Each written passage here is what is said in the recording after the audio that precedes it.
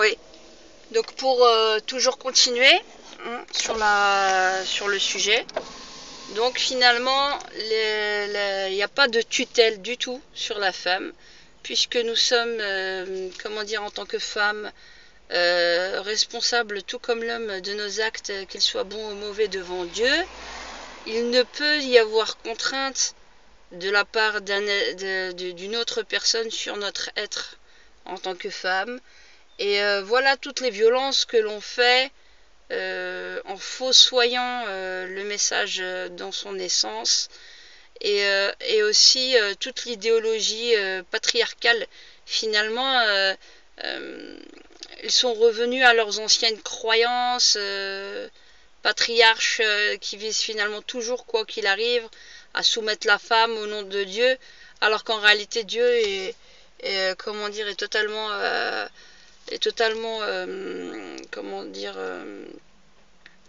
juste que l'on soit homme ou femme. Ils ont fait dire à Dieu ce qu'il n'avait jamais dit. Et le problème, c'est qu'on va nous dire, oui, mais toujours, vous vous plaignez, toujours, c'est vous les pauvres petites femmes qu'il faut qu'on écoute. Ben écoutez, je vais vous donner une nouvelle que je viens d'apprendre à l'instant. J'ai une amie à Paris, que je viens de contacter pour lui demander de ses nouvelles. Et je vais vous dire les dégâts justement de ce que vous avez fait, vous les hommes, vous les ayatollahs de l'islam, je vous appelle comme ça. Les ayatollahs de l'islam, qui soient sunnites, chiites, tout ce que vous voulez. Hein, à cause de vous, oui, de vous. Cette lecture de l'islam, cette lecture coranique, et ces exégètes misogynes, d'accord? Il y a des hommes qui voient le mal de partout, qui sont possessifs, ils sont jaloux, possessifs comme des malades mentaux. Et ils n'accordent rien à la femme, rien. Et ben je viens d'apprendre par cette amie à Paris, qui est sous le choc, qu'une amie à elle, une copine à elle, vient d'être assassinée ce week-end. Voilà. Avec un homme qui est complètement jaloux, maladif. Hein. Et voilà, c'est ça, on nous confisque tout. On nous confisque tout. C'était un homme lui-même qui était orphelin. Et maintenant, il a fait ses propres enfants orphelins. Voilà.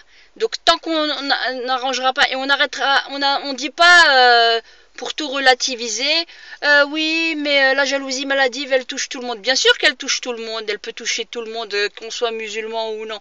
Mais, il y a un noyau dur, dans les exégètes, dans la pensée islamique, qui confisque à la femme musulmane tous ses droits. Et ça, voilà les drames dans lesquels nous sommes. Parce que vous vous êtes amputé de l'autre moitié de l'humanité, c'est-à-dire la femme. Vous voulez la soumettre. On ne vous laissera pas nous soumettre. Ça nous coûtera ce que ça nous coûtera. On ne vous laissera jamais nous soumettre. On se soumet qu'à Dieu. On ne se soumet pas à un homme. Sous prétexte que monsieur il a des testicules et qu'il a la voix rauque, on va se soumettre à un autre être. On se soumet à Dieu, on ne se soumet pas aux hommes.